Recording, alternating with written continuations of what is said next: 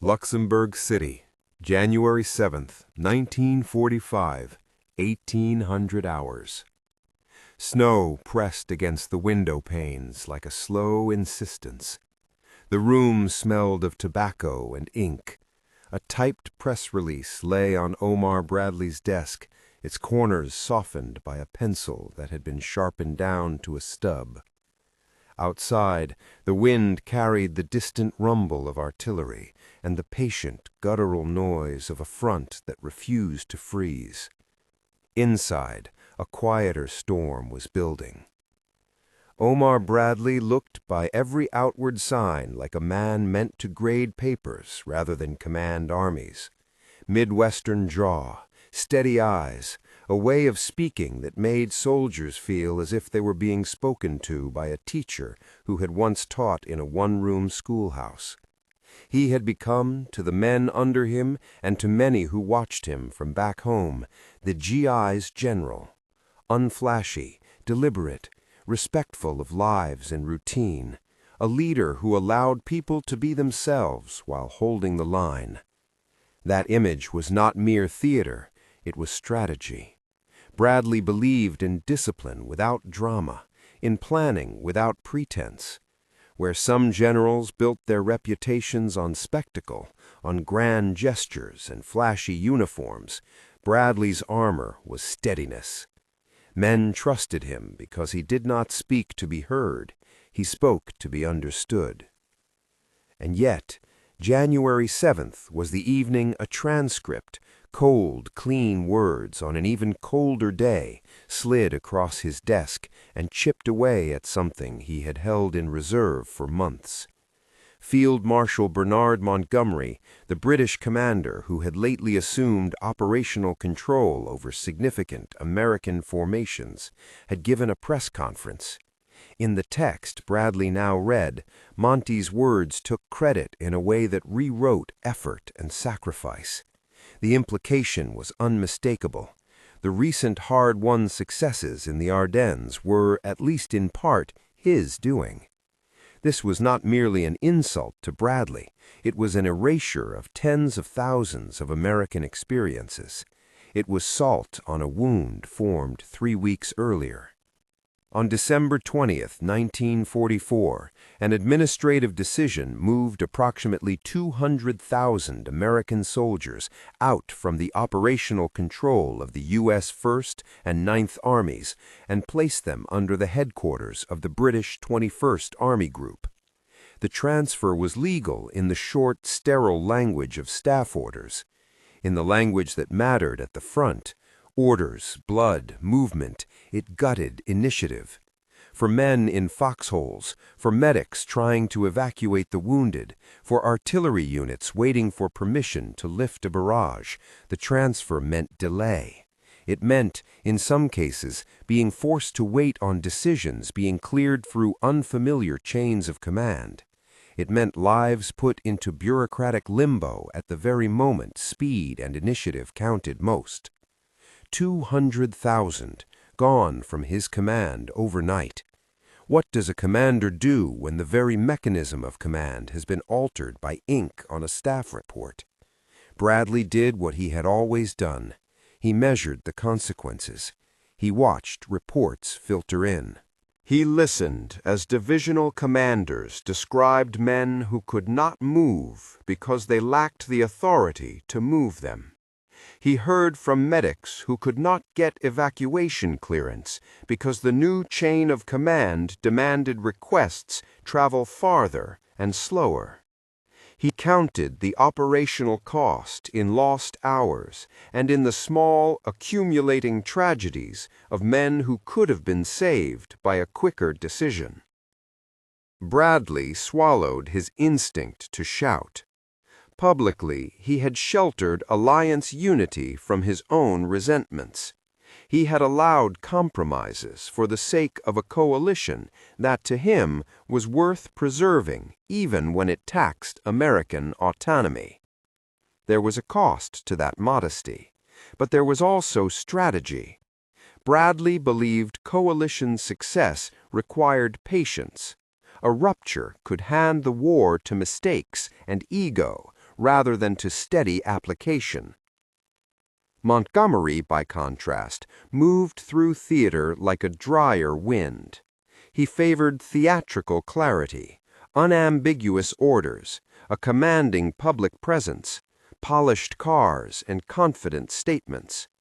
On December 25th, during a Christmas inspection, photos and stories would show Monty's Rolls-Royce tracing muddy roads, white gloves clasped, an image of the Empire's officer visiting the cold front. Bradley saw more than a parade. He saw delays to attacks, paused for ceremonial inspections, saw requests for artillery support stalled while protocol prevailed. He watched as local commanders were asked to clear actions through headquarters that had no intimate connection to their unit's realities. It wasn't merely that Monty liked the spotlight. The deeper problem was procedural.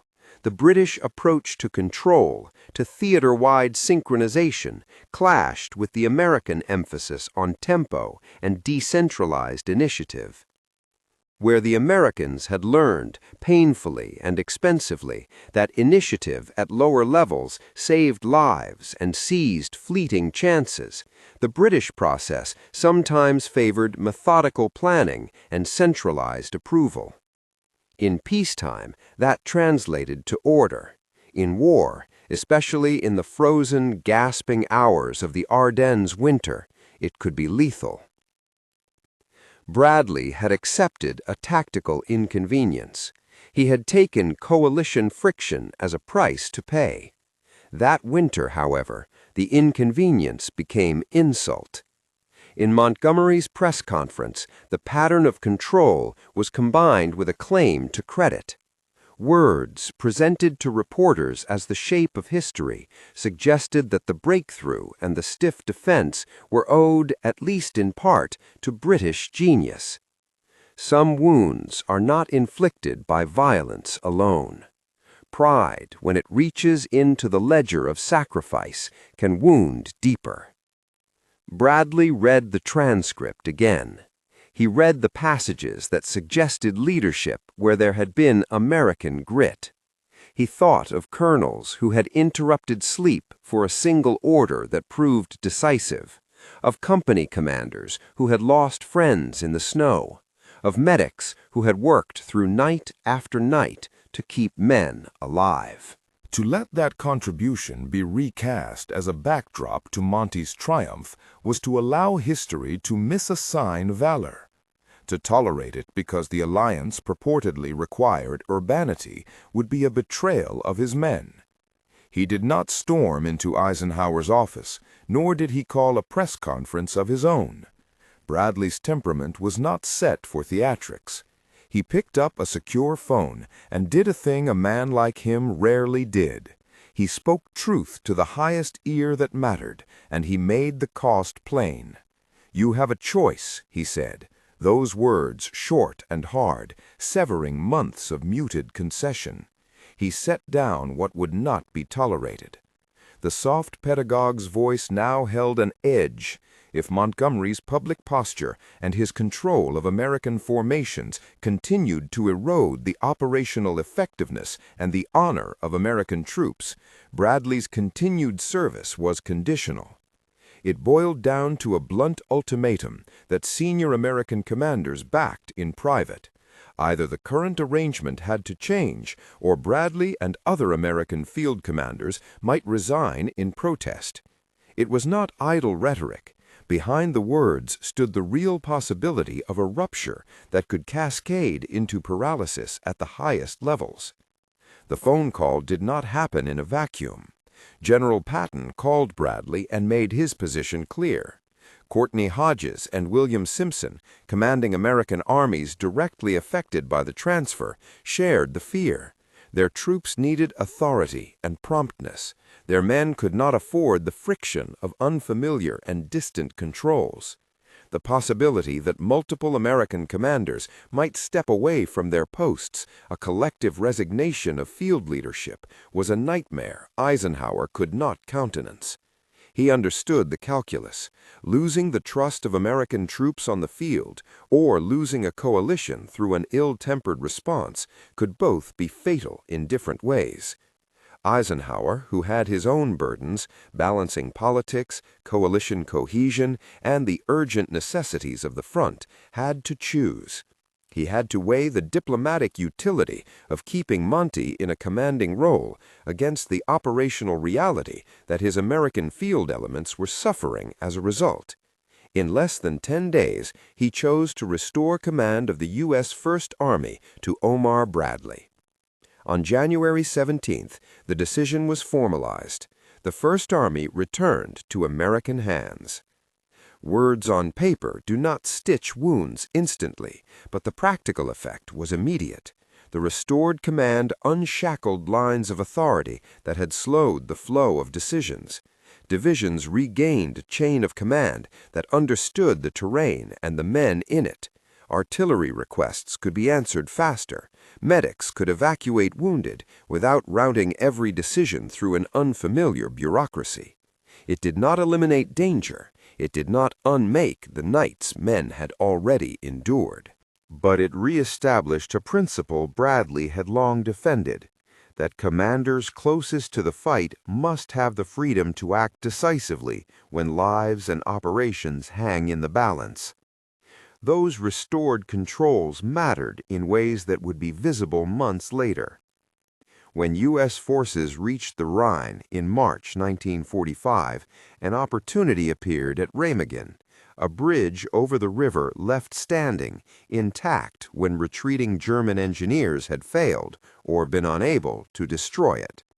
The capture of the Ludendorff Bridge at Remagen was not simply a stroke of good fortune. It was the result of rapid initiative and the willingness of commanders and soldiers to act without waiting for protracted approvals. Once the bridgehead was established and the Rhine crossed, the pace of operations accelerated in a way that made clear what had been at stake in the winter debates. Speed and local initiative could change the tempo of an entire campaign. To say Bradley saved 200,000 American soldiers requires careful framing. He did not pull every flesh and bone of every man from the battlefield. He did not descend like a savior and turn back time. What he did accomplish on that winter night in Luxembourg was to reclaim command of roughly 200,000 American soldiers, restitution that restored operational freedom and prevented further paralysis among those forces. By insisting that American field commanders have the authority to act when lives were at immediate risk, Bradley ensured that the decisions required to move, treat, strike, or retreat would be made by leaders who understood the men on the ground. In that administrative restoration lay a practical preservation of combat effectiveness and, indirectly, the lives it protected. This is the core paradox of leadership in coalition warfare. There is virtue in humility and patience. There is also moral authority in defending those under one's charge from intellectual theft. Montgomery's press conference may have been a breach of professional courtesy, but Bradley's response was not mere pique. It was an act of guardianship. He chose to confront the offense because the offense had operational consequences. He chose to risk disharmony because the alternative, passivity, had a human price. The drama of that January evening also reveals a deeper lesson about how history assigns credit. Histories are often written by victors, by those who make the most visible gestures. They are enchanted by flamboyance and storybook moments. Quiet competence, by contrast, can be drowned out by a louder voice claiming narrative ownership. Bradley's fight was not simply about pride. It was a battle to ensure that the ledger of sacrifice reflected reality, that the names of the dead and wounded were attached to truth and not to someone else's billboard. There is, too, a personal dimension worth holding, the metamorphosis of a man from composed tolerance to necessary indignation. Bradley had not sought conflict. He had taken slights in the months prior as the cost of coalition unity, but there is a line between concession and betrayal. That evening he crossed it, not for personal aggrandizement, but for the men who had trusted him. The quiet teacher learned that occasionally lesson plans must be set aside for the urgent requirement of defense. Critics have a right to caution against turning any single moment into a myth. Coalition politics are messy, personalities matter. One cannot erase the British contributions to the wider campaign, nor can one dismiss Montgomery's successes or the complexity that commanded a multinational theater. What this episode does clarify is how an administrative decision, an order transferring control of large American formations, can have visceral, dangerous consequences at the front. It shows how pride and the public claiming of credit can translate into operational friction. It shows how the stewardship of soldiers sometimes requires a leader to stake his own position against the machinery of alliance. In a way, the Remagen Bridge later that spring stands as a counterpoint to the winter's paralysis. There, American soldiers, moving with the authority of their own commanders, seized an unexpected chance and converted it into a strategic advantage. The crossing did not erase the cost of earlier weeks, it did vindicate a principle. It demonstrated that when commanders closest to the fight are empowered to act, the Army can seize transient opportunities that reshape campaigns. And yet the theater teaches humility as well. The restoration of the First Army to Bradley's command was not the end of coalition tensions, nor did it make Bradley a conqueror of personalities. It was, instead, a sober correction that preserved the alliance and, crucially, preserved the men under his charge. The war's end would require many such corrections, large and small, and it would demand of leaders a continual balancing between diplomacy and the imperatives of command.